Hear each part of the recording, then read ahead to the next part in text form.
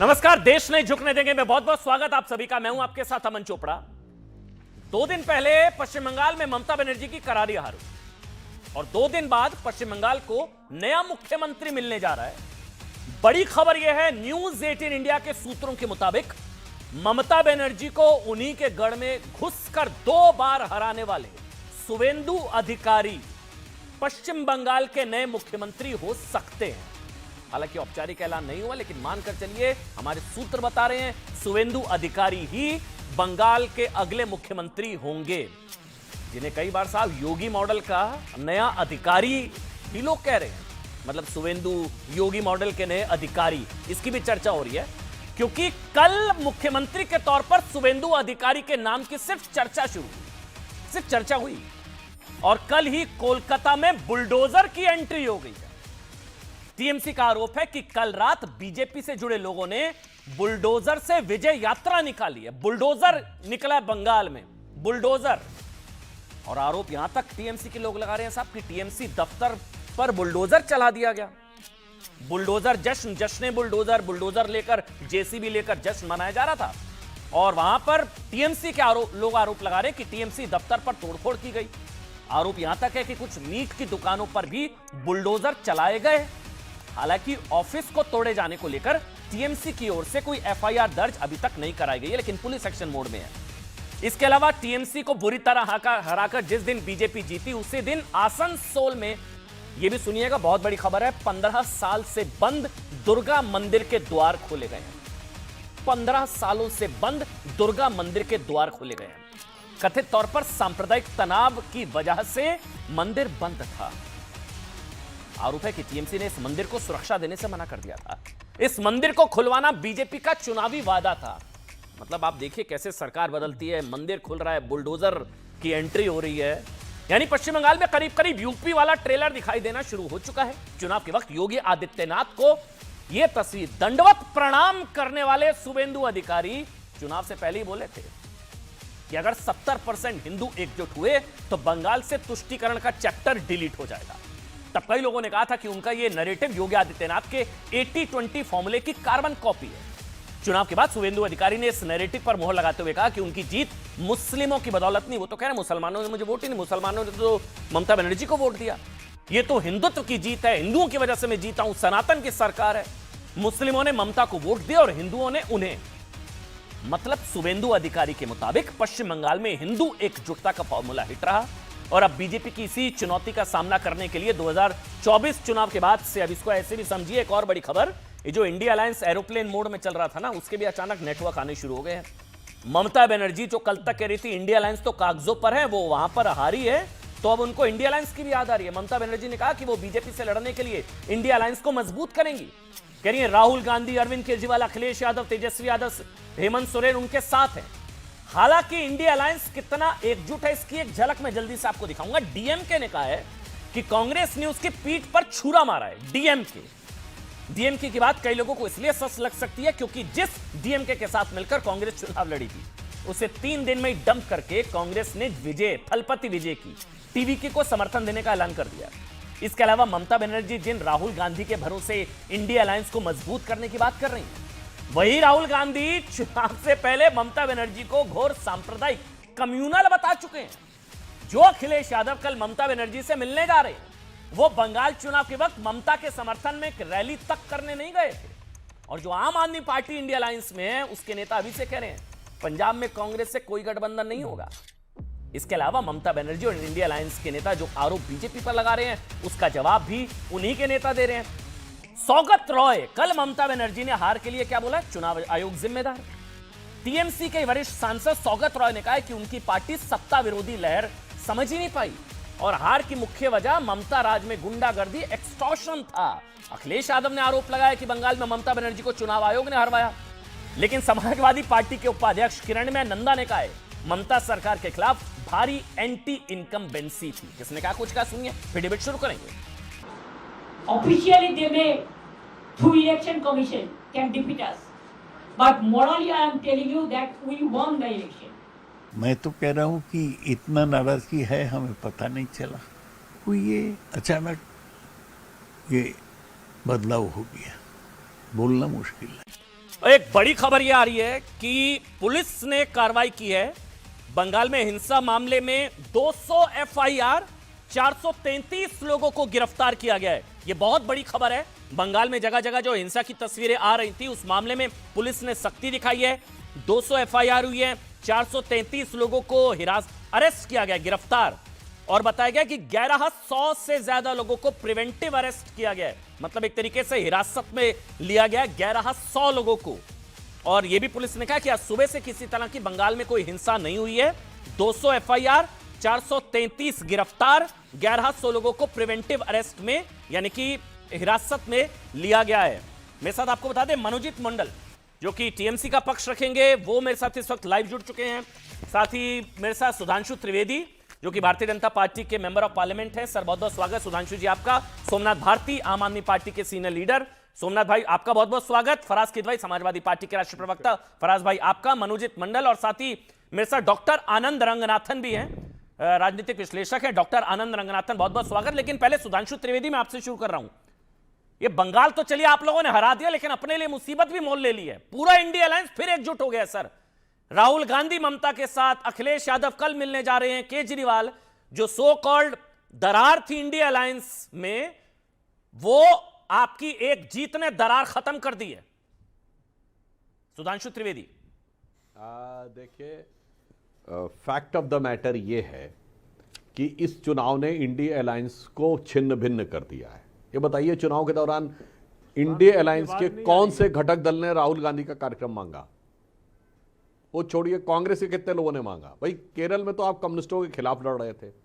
और कांग्रेस पार्टी, राहुल गांधी या India alliance को जनता को मूर्ख समझने का प्रयास नहीं करना चाहिए कि मात्र 2 दिन पहले राहुल गांधी आसनसोल में कांग्रेस कार्यकर्ता की हत्या को लेकर ट्वीट करते हैं और ममता बनर्जी की सरकार की आलोचना करते हैं और ये कहते हैं कि कम्युनल पोलराइजेशन और करप्शन की वजह से ममता बनर्जी हार रही हैं और बीजेपी का मार्ग प्रशस्त कर रही हैं। यानी अपना ही जो विश्लेषण देते हैं 48 घंटे बाद उससे पलट जाते हैं। वो भूलने को तैयार है। अब कहते नहीं, वो तो जो कह रहा हूं, वो सब भूलने को तैयार है, वो हार रही है। नहीं, मैं इसीलिए आपसे कह रहा हूं, वो भूलने का स्वांग जितना भी करें, जनता भूलने को तैयार नहीं है। जनता 48 घंटे पहले के दिए गए बयान का यू टर्न भली भांति समझती है। तो कुल मिलाकर यह दिखाई पड़ रहा है कि जब चुनाव होगा तो ये आप एक दूसरे से लड़ेंगे, चुनाव के बाद जनता को दिखाने के लिए एक दूसरे के साथ खड़े होंगे। तो मुझे लगता है जो इनकी नूरा कुश्ती विगत 5-6 सालों से जनता देख रही है कि 2024 में साथ साथ लड़ेंगे, और जब रहेंगे साथ तो कैसे रहेंगे। अधीर रंजन चौधरी, कांग्रेस के अध्यक्ष बंगाल के, कहते हैं there is no democracy in Bengal. Congress कार्यकर्ताओं की हत्या हो रही है। और उनके राष्ट्रीय अध्यक्ष खड़गे जी कहेंगे नहीं, for the sake of democracy we can not think of India alliance other than Mamata. वाह, गजब है साहब। जनता इतनी ना सुधांशु जी, मैं अगर पॉइंट वाइज, अगर नेता वाइज पूछूं आपसे, फिर फराज किदवई है हमारे साथ, वो आपको सुन रहे हैं। अखिलेश यादव का बताइए ना। अखिलेश यादव को तो सीरियस प्लेयर मानते हैं आप। राहुल गांधी को छोड़ दीजिए, यूपी में 37 सीटें जीती, आपको धूल चटाई यूपी में। अखिलेश यादव ममता के साथ खड़े हैं सर। वो कह रहे हैं मैं कल मिलने जा रहा हूं। हाँ, अब हम बहुत सही आपने। अब मैं जरा आपसे पूछना चाहता हूं, ममता जी के कहने पे कितने वोट उत्तर प्रदेश में मिल सकते हैं? या अखिलेश यादव तृणमूल कांग्रेस को कितने वोट दिला सकते हैं बंगाल में? एक भी नहीं। फिर क्यों जा रहे हैं? आखिर दोनों में आपस में किस आधार पर एकता है? एक ही चीज पे एकता है, मुस्लिम वोट बैंक, साफ साफ शब्दों में कहूं, और वो भी मुसलमान वर्ग नहीं, कट्टरपंथी मुस्लिम वोट बैंक, जो एक्सट्रीमिस्ट तबका है, जो कहता सर काट देंगे, ये कर देंगे, वो कर देंगे। केवल वो उन कट्टरपंथियों को मुस्लिम वोट का थोक विक्रेता मानने के कारण वो जो होलसेल डीलर है वो दोनों का कॉमन है। बस यही दोनों में कॉमन फैक्टर है। और अगर मैं कहूं तो अखिलेश यादव जी ने भी 2024 के लोकसभा के बाद जो बाई इलेक्शन हुए थे, उपचुनाव हुए उत्तर प्रदेश में, कांग्रेस को एक सीट नहीं दी। 2024 के लोकसभा के बाद हरियाणा में विधानसभा हुआ, कांग्रेस ने आम आदमी पार्टी को एक सीट नहीं दी। तो फिर जब विधानसभा चुनाव हुआ तो गठबंधन टूट गया, क्योंकि आम आदमी पार्टी, ठीक है, मतलब इंडिया अलायंस जो है देने को तैयार, वो छिन्न भिन्न हो गया आपके हिसाब से। इंडिया अलायंस छिन्न भिन्न हो गया। तो एक लाइन में अगर मैं कहूं तो ये इंडी गठबंधन के लिए, जानते हैं अमन जी, इंडी गठबंधन के संबंध को, इन दलों के आपसी संबंध को एक लाइन में कहूं तो जो पुराना गीत था ना कि मिलो ना तुम तो हम घबराएं, मिलो तो आंख चुराए हमें क्या हो गया है। फराज भाई बताइए, फराज भाई ये इंडिया अलायंस, अखिलेश जी, मतलब वैसे एक ये भी पूछा जाए, अखिलेश जी नहीं गए बंगाल में चुनाव प्रचार करने, बुलाया नहीं या आप गए नहीं? अगर आप रहस्य उद्घाटन कर पाए, दीदी ने बुलाया नहीं अखिलेश जी को या अखिलेश जी गए नहीं? फराज किदवई। हाँ देखिए अमन जी, सुधांशु जी ने एक गाना सुनाया भी, और सुधांशु जी की आवाज में मुझे एक डर लगा। अच्छा, उनके दिल में एक खौफ बैठ गया। सुधांशु जी ने गाना सुनाया, मैं एक शेर सुना देता हूं आदरणीय अखिलेश यादव जी की तरफ से, हाँ हाँ, कि हमारे जो राष्ट्रीय अध्यक्ष आदरणीय अखिलेश यादव जी हैं, उनके लिए शेर है ये कि आंखों में पानी रखो, होठों पे चिंगारी रखो, जिंदा रहना है तो तरकीबें बहुत सारी रखो, और मैं वही कागज हूं जिसकी आवाम को है तलब, दोस्तों मुझ पर जरा कोई पत्थर भारी रखो। सुधांशु जी को डर लगने लगा अच्छा, कि क्या होगा अब आगे आने वाले चुनाव में।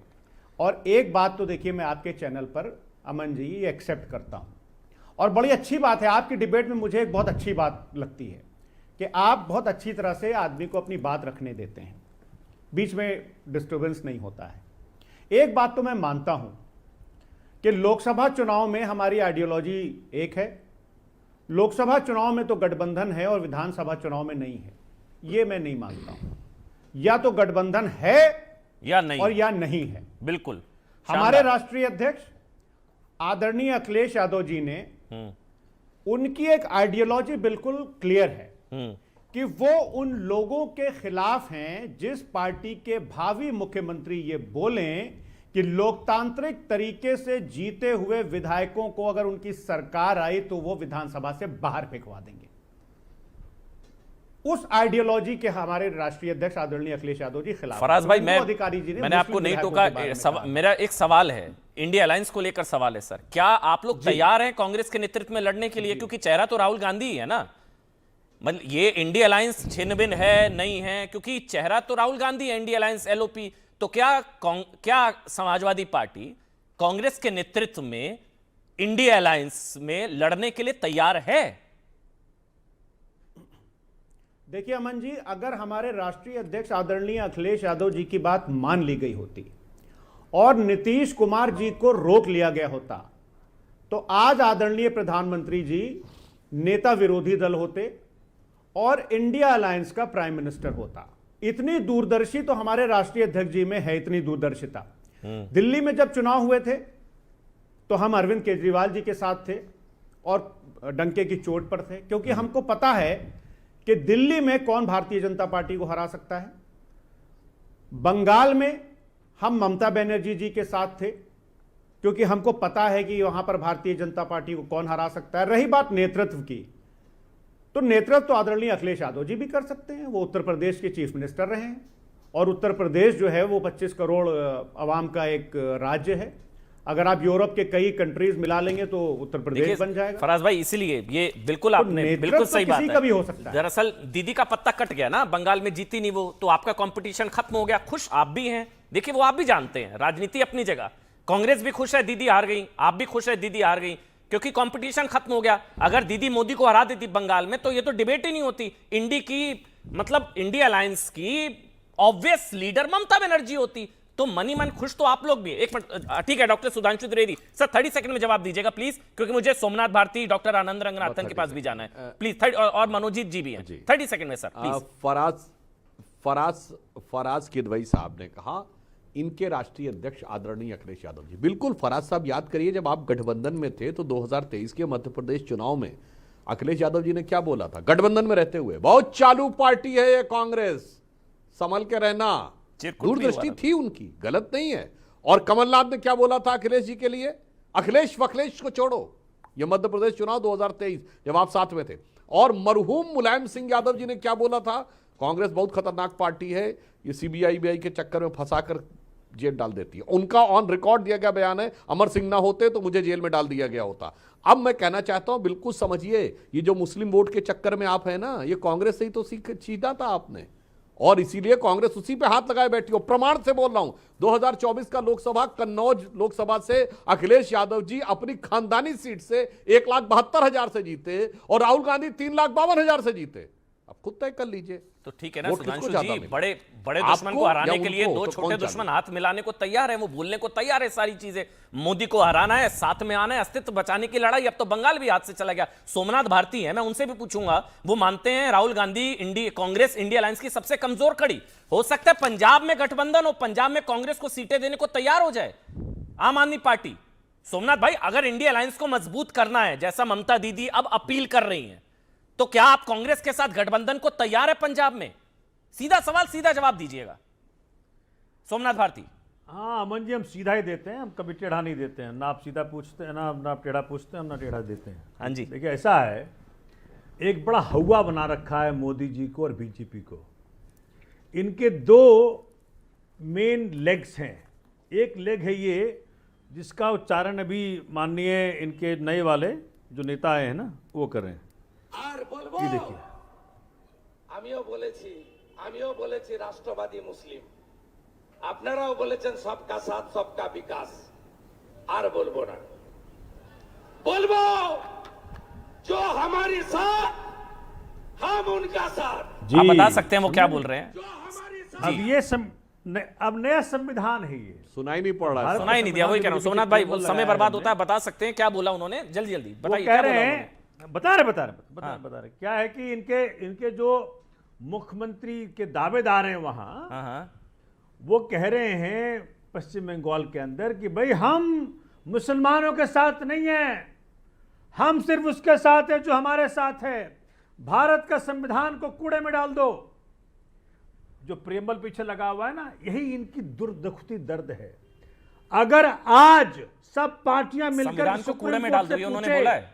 ये क्या धर्म के आधार पे ये कहा चुनाव लड़ना अलाउड है? सरासर झूठ बोल रहे हैं ये आप नहीं, कहां वकील बोला होके। उन्होंने संविधान को कूड़े में 2014 डाल दो? में ये कूड़े में कहां डाल दो, बोला कहां उन्होंने? बोला है?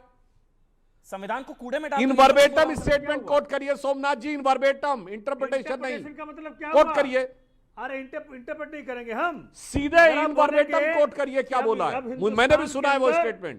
हम झूठ बोल रहे हैं सबका आप। साथ सबका विकास, ये मोदी जी का भी आगे हैं। ये कह रहे हैं, मोदी जी तो कम से कम कहते तो हैं इस प्रकार से। मोदी जी कहते कि हम सबका साथ सबका विकास चाहते हैं, करते भले ही उल्टा हो, लेकिन ये तो कहने से भी चूक नहीं रहे। सोमनाथ जी, मेरा अरे सवाल सबका आप साथ डक सबका करके जो विकास नहीं सवाल चाहिए पूछा हमको। उस पर जवाब दे दीजिए ना। कांग्रेस के साथ आएंगे, तो मैं पंजाब में बता रहा बात हूं, खत्म, अरे इंडिया सुनिए अलायंस को ना, मजबूत आपके करना है ना। मुद्दे पे आ रहा हूं। मोदी को हराना तो मैं है, ये कह रहा हूं कि जो कांग्रेस के बीजेपी साथ का अलायंस हवा को बना के तैयार है आप रखे हो, पंजाब में। सोमनाथ जी ये आप बोलिए। अरे छोड़िए ना कांग्रेस छोड़िए। अरे मैं क्या बोल रहा हूं कैसे छोड़ दिया आपने? तो बीजेपी का हवा गठबंधन बनाना बनने से बंद पहले ही कर छोड़ दिया सोमनाथ, आपने नंबर छोड़ दिया वन। कांग्रेस को। ये क्या- आपकी डिबेट में अरे सुनिए सामने ना, आ गया। सुनिए, अरे भाजपा और कांग्रेस एक ही थाली के चट्टे बट्टे हैं। लीजिए, हो गया ये गठबंधन, दोनों साथ मिलकर चुनाव लड़ते हैं। हो गया इंडी। ये साथ मिलकर चुनाव लड़े दिल्ली में और साथ मिलकर चुनाव लड़े पश्चिम बंगाल में। और मैं आपको दावे के साथ कहता हूं अमन जी, आज अगर ये सुप्रीम कोर्ट असली में आ जाए अपने पे, तो भाजपा कोई चुनाव नहीं जीत सकती। मैं आपको दावे से कहता हूं। ठीक है, ये जो आज चल रहा था ना सुप्रीम कोर्ट के अंदर, किस प्रकार से जो संवैधानिक अधिकार था, जो सुप्रीम कोर्ट ने कहा था कि भैया इलेक्शन कमीशन का अपॉइंटमेंट 3 सदस्यों वाली कमेटी करेगी, उसमें एक पीएम होंगे, एक एलओपी होगा और एक सीजीआई होंगे। माननीय मोदी जी ने, भाजपा ने क्या किया?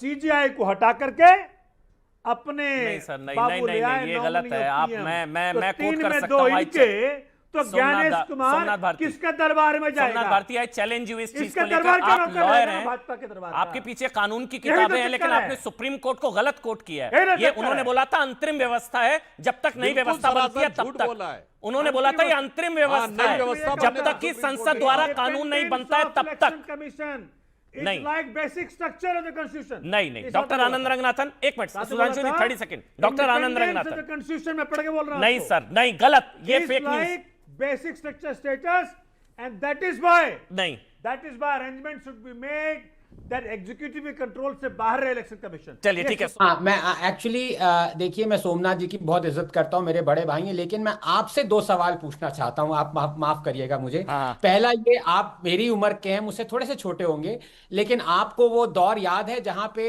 हमारे घरों में फॉल्स बॉटम के कप्स में चाय मिला करती थी। मतलब इतनी किल्लत होती थी कि आदमी ने एक घूंट पिया, वहां क्या बढ़िया चाय, पता चला वो फॉल्स बॉटम था, चाय एक घूंट में ही खत्म हो गई। मुझे लगता है जो सोमनाथ जी के पीछे जो लॉ की किताबें रखी है ना, वो सिर्फ जिल्द है, उसके अंदर कुछ कंटेंट नहीं है। या वो राहुल गांधी की तरह जो कॉन्स्टिट्यूशन लेके घूमते हैं, खाली है वो किताब। ये सरासर फेक न्यूज फैला रहे हैं। सुप्रीम कोर्ट ने ऐसा कोई स्ट्रिक्चर नहीं दिया था। ये सवाल एक्चुअली मुझे पूछना चाहिए एज एन ऑर्डिनरी सिटीजन, मेरे प्रिय भाई सुधांशु जी से, क्योंकि जो ये कहा था वो अडवाणी जी ने कहा था। 2012 में अडवाणी जी ने कहा था कि चीफ इलेक्शन कमिश्नर का नियुक्ति होनी चाहिए एक कमिटी में जिसमें 3 मेंबर्स हो, एक हो प्राइम मिनिस्टर, एक हो लीडर ऑफ ऑपोजिशन और तीसरा हो चीफ जस्टिस। ये सुप्रीम कोर्ट ने बाद में कहा, ये अडवाणी जी ने पहले कहा, और ये गलत बात है कि बीजेपी ने अडवाणी जी की बात नहीं मानी। बहरहाल वो अलग इशू है। लेकिन मैं आपसे बंगाल के मुद्दे पे आना चाहता हूं और जो इंडिया अलायंस की बात हो रही है, माफ कीजिएगा, एक दूसरा सवाल जहां से मैं आपका उत्तर चाहूंगा।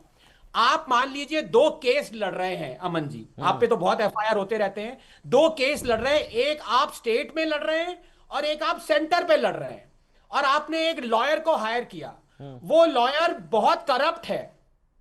क्या आप उस लॉयर से आप कहते हैं कि मैं भाई अपना जो स्टेट का केस है मैं उस करप्ट लॉयर को नहीं देता हूं? अब सीधा सवाल है, क्या आप अपने जो सेंटर से केस लड़ रहे हैं, क्या आप उस लॉयर को देंगे जो करप्ट है? नहीं, बिल्कुल नहीं। एग्जैक्टली अब ये देखिए, ये कह रहे हैं कि हम स्टेट में कोई अलायंस नहीं चाहते क्योंकि करप्ट है, टेरराइज कर रहे हैं ममता, कम्युनल भी लोगों है। को मार रही है, एनार्की फैल रही है, हम इनसे कुछ नहीं लेना चाहते। लेकिन वही ममता से ये सेंटर में नेशन के लिए अलायंस कर रहे हैं। इससे ज्यादा खोखलापन मैंने आज तक नहीं देखा कि बंगालीज मरते रहे तो हम उनका कुछ नहीं करना चाहते, लेकिन इंडिया में यही हाल हो, लेकिन हम ममता से अलायंस करेंगे। ये कैसी अपॉर्चुनिस्टिक अलायंस है? इस बात पे इन लोगों को ज्यादा गौर करना चाहिए। और मैं आपको एक और बात बता दूं, अगर इन्होंने बंगाल में यूनिटी दिखाई होती ना, तो आज शायद स्टेट कुछ और होता। क्योंकि मैं आपको यह चीज बताना चाहता हूं, बीजेपी के पास वोट शेयर परसेंटेज है 45%, यस, 45। तृणमूल के पास है 41%, 4% का फर्क है। अगर कांग्रेस, टीएमसी और कम्युनिस्ट मिल जाते तो कांग्रेस और कम्युनिस्ट का 8% वोट शेयर है। मैं ये नहीं, मेरे को मालूम है कि first pass the post system है, लेकिन कई जगह टीएमसी को विक्ट्री मिल जाती अगर कांग्रेस और कम्युनिस्ट साथ नहीं लड़ते, क्योंकि ऐसी 45 सीटें हैं जहां पे जो विक्ट्री मार्जिन है बीजेपी और टीएमसी का, वो कांग्रेस और कम्युनिस्ट के वोट शेयर से कम है। तो इनको खुद अपने गिरेबान में झांक के देखना चाहिए। लेकिन फिर केरल में क्या करते हैं? अलायंस चाहते हैं, केरल में तो लड़ रहे थे ना आपस में, यूडीएफ एलडीएफ, केरल में तो आपस में लड़ रहे थे ना। अब केरल में आपस में लड़ रहे हैं, यह हाथ मिला लेंगे तो स्टेट और सेंटर वाला जो सवाल आपने मेरे से पूछा पलटकर आपके पास ही आ जाएगा। एक बार मनोजीत मंडल का कमेंट, उसके बाद सुधांशु जी और सोमनाथ जी मैं आपके पास आ जाऊंगा। मनोजीत जी, ये राहुल जी बहुत ममता दिखा रहे हैं, अब बड़ी चिंता हो रही है। उन्होंने वीडियो मैसेज भी जारी किया। पहले तो दीदी को कम्युनल बोला था उन्होंने, आप भूल जाएंगे ये सब। दीदी कम्युनल है, सांप्रदायिक है दीदी। पहले गाली दी, अब ताली बजाना चाह रहे हैं। मनोजीत भाई, नहीं, पहली बात आपसे नहीं मिला इसलिए आपको भी बधाई हो। सुधांशु जी मेरे अच्छे, बहुत अच्छे काबिल दोस्त और मेरे मित्र, जिससे मैं बात करता हूँ, डॉक्टर रंगनाथन, आप सबको बधाई हो। बहुत अच्छी जीत हुई है बंगाल में। सुधांशु जी से मैं तो 7 सालों से डिबेट कर रहा हूँ। सुधांशु जी सबसे सपना देख रहे थे, अब तो हकीकत में बदल गया है। बहुत अच्छा है। देखिए, कांग्रेस और टीएमसी एक नेचुरल एलाय है, और सिर्फ ये नहीं है, कम्युनिस्ट के साथ भी जाना नहीं पड़ता। अगर ये अलायंस होते तो बीजेपी आज पावर में नहीं, लेकिन क्यों नहीं हुआ आप सबको मालूम। दोनों तरफ से चूकिया था, दोनों तरफ से प्रॉब्लम थी, इसलिए नहीं हुआ। आगे क्या होगा कुछ पता नहीं, हो सकती है, होना भी चाहिए, क्योंकि एक तो हम दिल्ली में अगर एक हुए तो बंगाल में क्यों नहीं एक हो पाएंगे। ये मैं भी समाजवादी पार्टी के जो मित्र है मेरे, उनके बिल्कुल मैं सहमत हूँ। आप अगर अलायंस करो तो हर जगह में करो, लेकिन कम्युनिस्ट को छोड़ के करना पड़ेगा बंगाल में, क्योंकि बंगाल में कम्युनिस्ट को तोड़ के बहुत कांग्रेस और टीएमसी आई है। ये बिल्कुल साफ है। मनोज कांग्रेस जी को भाई, लेकिन यही एक भी चीज है। बताऊं मैं आपको, वो हार में बड़े सबक छिपे होते हैं। अब आपको भी वो शब्द बुरा ना लगे, अब आपकी भी अब थोड़ा सा मतलब आपको भी सेंस आई, समझ में आया। यही कांग्रेस भी कह रही है। पहले ममता दीदी कहती थी इंडिया अलायंस है कहां, उनका शब्द है, उन्होंने कोट अनकोट बोला था इंडिया अलायंस मैं सिर्फ तो पेपर पर इसलिए है, सिर्फ कागजों पर है इंडिया अलायंस। अब बड़ा देखिए, गठबंधन याद आ गया। पहले खुद नहीं भाव देनी थी दीदी राहुल गांधी को। नहीं, दीदी आप तो कहती थी बोलने राहुल देते गांधी हैं। अरे बीजेपी की सबसे बड़ी टीआरपी है, ठीक है, राहुल ठीक है, गांधी अभी सबसे तो- कमजोर हैं। अब आप हारे हैं तो आपको गठबंधन की याद आ रही है मनोजीत जी। अरे सुनिए भाई साहब, अरे आप जी। तो बोलने दीजिए, आप तो, आपका तो काम तो हो गया ना। अभी तो 1-2 साल तो हम बोले, अभी तो कोई इलेक्शन नहीं है, आपको तो एजेंडा फुलफिल हो गया। बात क्या, अभी तो हम लोगों को बोलने दीजिए। देखिए, ये मैंने तो पहले कहा है, पहली बात तो मैंने टीएमसी के कोई औपचारिक तो पक्ष तो नहीं रखता हूँ, टीएमसी को समर्थन में जरूर करता हूँ। मैं कभी अंदर होता हूँ कभी बाहर होता हूँ, इसमें कोई प्रॉब्लम नहीं है, लेकिन आई लव माई इंडिपेंडेंस। देखिए, ये होनी चाहिए थी कि नहीं चाहिए थी, मैंने कहा कि भूल चूक हुई है। टीएमसी ने भी इतना इवैल्यूएशन नहीं किया, आप लोगों ने भी नहीं किया है। आप लोगों ने भी ये सोच रहे थे कि एक नेक एंड नेक फाइट होगी, तो इस तरह का मैंडेट लेके चले जाएंगे, ये हम नहीं सोचे। नहीं सोचा था, ये ऐसा नहीं है, बिल्कुल सोचा था। कोई नहीं सोचा, कोई नहीं नहीं नहीं, सोचा, डॉक्टर कोई सौगत राय ने नहीं सोचा था सर, कोई नहीं उनको सोचा। सुना होगा लेकिन आपने, देखिए, डॉक्टर सौगत राय को आपने देखिए, सुना होगा, लेकिन लेकिन उन्होंने इसका सोचा था मतलब ऐसा। ये नहीं है, इसका मतलब ये नहीं है एसआर का कोई इंपैक्ट नहीं है। नहीं नहीं आप कैलकुलेशन करके देख लीजिए। मनोजीत जी, बस मैं एक चीज, मैं सुधांशु जी के पास जा रहा हूं, मैं बस एक चीज आपको बताते हुए मनोजीत भाई, एसआर हैज व्हाट, आपने नहीं नहीं 50-60 सीटों में डिलीशंस हैज एक्चुअली मनोजीत मंडल, आपने बोला आप टीएमसी का ऑफिशियल पक्ष नहीं रखते, डॉक्टर सौगत राय शायद रखते हैं।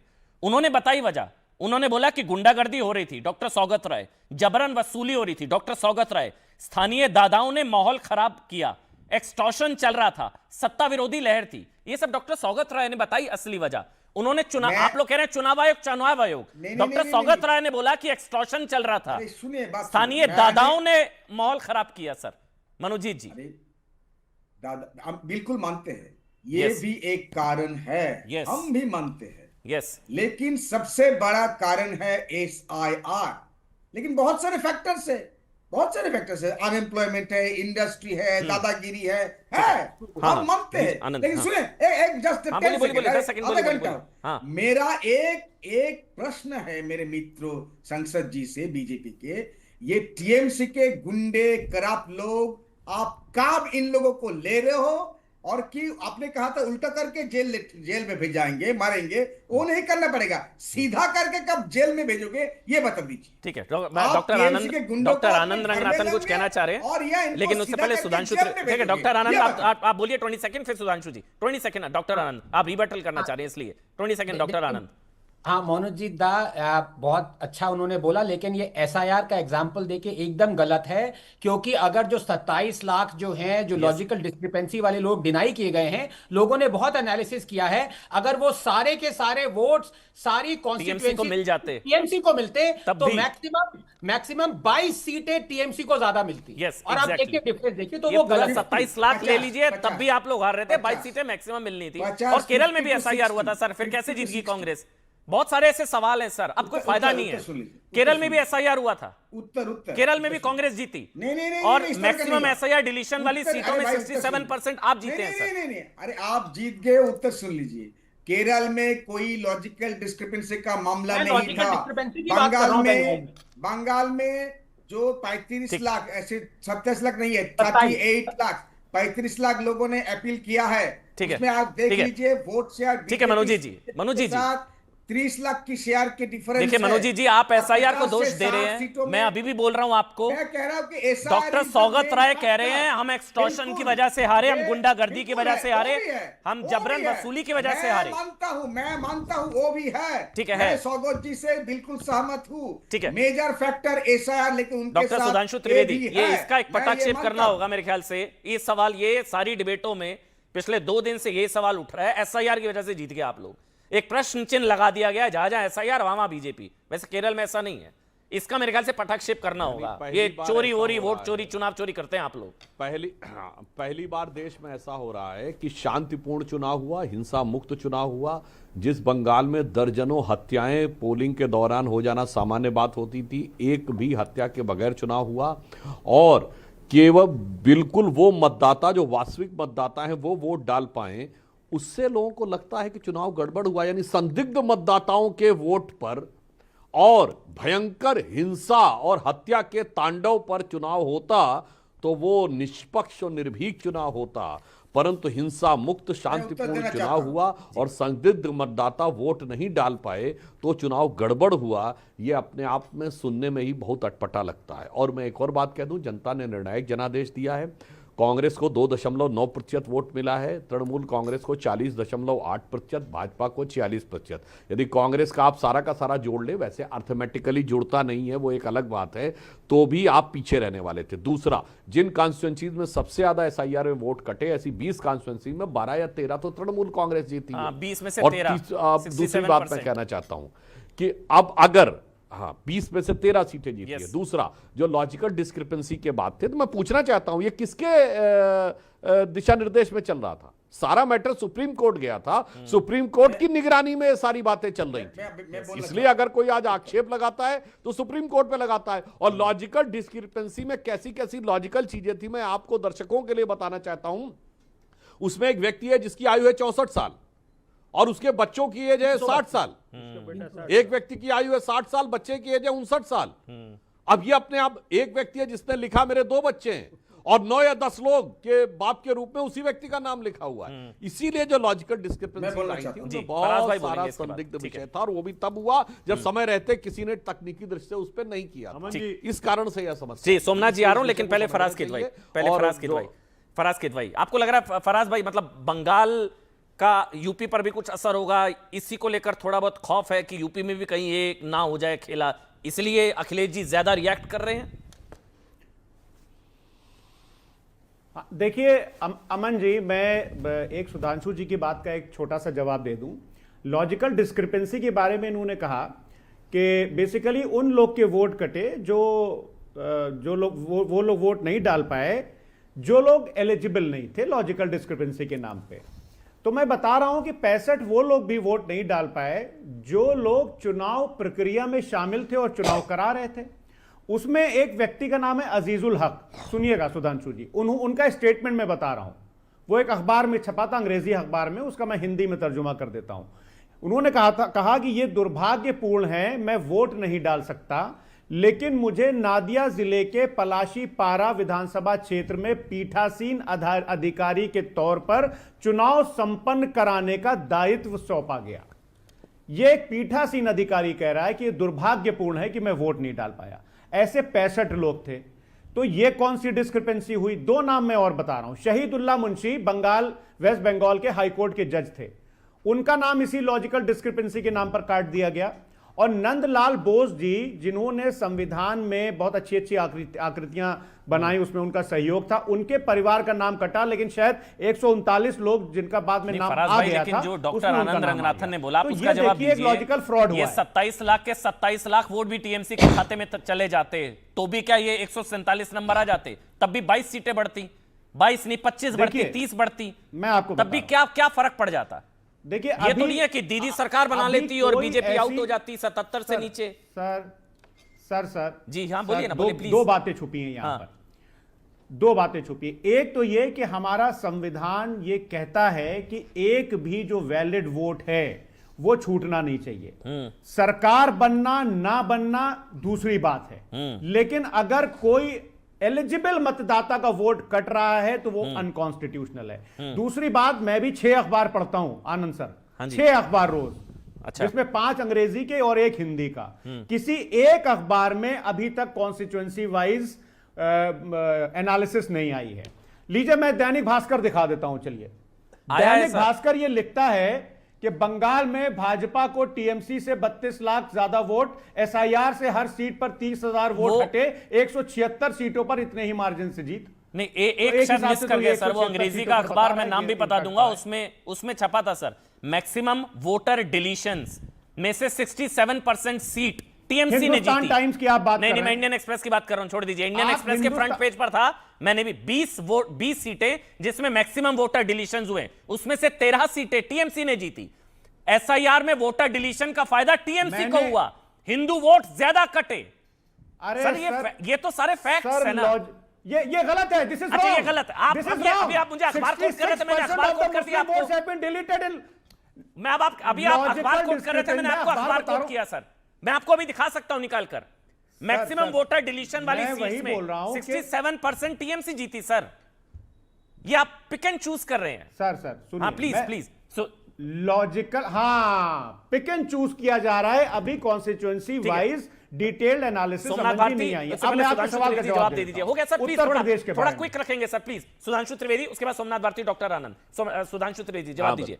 ये एसआईआर फिर वही। बिल्कुल मैं क्विकली बात करने का प्रयास करता हूं। ये देखिए, मैं बिल्कुल क्विकली बात कर, 2/3 हिंदू वोट कटा, 1/3 मुस्लिम। पॉइंट नंबर 2, आप 176 कॉन्स्टिट्यूंसी कह रहे हैं। अरे केवल बॉर्डर के इलाकों में सबसे ज्यादा वोट कटा है। मुर्शिदाबाद मालदा 24 परगना, उसमें 176 कॉन्स्टिट्यूंसी हो जाएंगी। देखिए, आप पढ़े लिखे व्यक्ति हैं। वैसे ऑन द लाइटर नोट में फराज भाई कहूं, उत्तर प्रदेश के हो क्या, आप 5 अंग्रेजी के अखबार और 1 हिंदी का पढ़ते हैं। बस यही ध्यान रखिए, अभी भी जो ये लेफ्ट लिबरल इकोसिस्टम है, ये थोड़ा अंग्रेजी मीडियम ज्यादा घुसा हुआ है। अब मैं आपको एक ही लॉजिकल फैक्ट बताता हूं, उसके बाद अपने आप देश का दर्शक निर्णय करेगा। ये अख्तर हुसैन का नाम सुना है? ये है बांग्लादेश के सांसद, जो बांग्लादेश की संसद में बोले थे कि अगर बीजेपी की गवर्नमेंट पश्चिम बंगाल में बन गई तो बांग्लादेश में बड़ी समस्या हो जाएगी, क्योंकि फिर बांग्लादेशी लोग भारी संख्या में बांग्लादेश आने लगेंगे। अब इसके बाद भी कोई इकबालिया बयान की जरूरत है कि एसआईआर की क्या जरूरत थी, यह मैं लाखों दर्शकों के विवेक पर छोड़ता हूं। एक और चीज है ना फराज भाई, यहां पर चुनाव आयोग एसआईआर को दोष दे रहे हैं किरण में नंदा। वो तो ज्यादा बड़े नेता हैं सर आपसे। वो कह रहे हैं कि अपनी कमियों और कर्मों से हारी ममता बनर्जी, अपनी कमियों और कर्मों से हारी किरण में नंदा। सर फराज भाई, वो तो आपसे सीनियर लीडर हैं, आप चुनाव आयोग को देश दे रहे हैं। वो कह रहे हैं सुरक्षा बलों की तैनाती सही हुई, इस वजह से लोग खुलकर वोट कर पाए। किरण में नंदा, क्या वो गलत कह रहे हैं फराज किदवई? हाँ, देखिए अमन जी, कोई भी बयान हमारे राष्ट्रीय अध्यक्ष आदरणीय अखिलेश यादव जी देते हैं, या हमारे chief spokesperson Rajendra जी जो देते आप हैं, कह दीजिए गलत कह रहे हैं, ये मैं official आगे line बढ़ होती जाऊंगा है सर। पार्टी मैं की। आपकी बात को मान लूंगा, आप कह दीजिए किरण में नंदा मैं गलत कह जो- रहे हैं। हमारे राष्ट्रीय अध्यक्ष आदरणीय अखिलेश यादव जी या राजेंद्र चौधरी जी जो स्टेटमेंट देते हैं, उस लाइन को मैं पार्टी लाइन मानता हूं। ठीक है, सोमनाथ भारती का कमेंट ले रहा हूं मैं। सोमनाथ भारती, ये वैसे इंडिया अलायंस जो कहा जा रहा है, राहुल जी से बात हो गई, अखिलेश जी कल मिलने जा रहे हैं, केजरीवाल जी भी शायद जाने वाले हैं, ममता ने बोला है वो भी आ रहे हैं मेरे से मिलने। ये क्या आपको लग रहा है प्रैक्टिकल है इंडिया अलायंस का एकजुट आना और फिर मोदी को हराना? जी बोलिए सोमनाथ जी, ऑडियो दे दीजिए सोमनाथ जी का। देखिए सुधांशु जी, हाँ प्लीज। जो सुधांशु जी बोल रहे थे कि जी बांग्लादेश के मंत्री ने ये कहा है, वो शायद भूल गए कि उनके बांग्लादेश के सांसद जिनको खुद ही भ्रष्ट बताया करते थे, जिनको बना दिया असम का मुख्यमंत्री, वो क्या बोल रहे हैं पता है? हम नहीं भेज सकते बांग्लादेश में ऐसे, रात के अंधेरे में चुपचाप से एक आध को भेज। अरे भाई, वो पूछ लिए अपने मुख्यमंत्री से, सुधांशु जी, वो तो ये स्टेटमेंट दे रहे हैं हम नहीं भेज सकते। तो आप बता दीजिए by which date you will be able to send all of the people. Somnath ji, जिनको identify करोगे गठबंधन आप? पर बताइए ना, Identify इंडिया कर अलायंस लिया पर आपने? बताइए ना, हो गया ना सर, कहानी हम गठबंधन कहने पर बंद कर बताइए दीजिए। सोमनाथ भाई।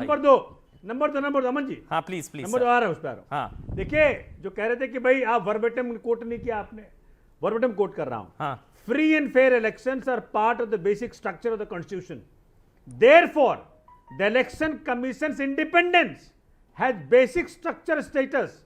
The silence of article 324(2) on the selection mechanism does not permit an arrangement that effectively vests the entire appointment power in the executive. क्या कहा इसने? कहा कि भैया ऐसा काम करो ना कि एग्जीक्यूटिव का हिस्सा ना लगे। इसमें ये Election कहां कहा Commission। उन्होंने? नहीं सर, एक और मिनट। क्या? आज ही नहीं, इसमें क्या आज ही कहां भी कहा? बनाता था आज ही 2014 सुप्रीम तक। कोर्ट में चल रही इसके ऊपर। सोमनाथ जी, कहते रहो, 2014 अरे तक कांग्रेस एग्जीक्यूटिव ने जो अपॉइंट गलती करी, करता था। सुधांशु जी वही कर आप कर रहे हैं। नहीं, इसमें कहां कहा उन्होंने? जो गलती अब अपनी व्यवस्था का तो जिक्र है इसमें भी। एक मिनट, सुधांशु त्रिवेदी, डॉक्टर आनंद रंगनाथन। ठीक है सर, वही आप ही करोगे। सुधांशु जी, फिर डॉक्टर आनंद। सोमनाथ जी। आपका हिस्सा बना हुआ है। ठीक है सर।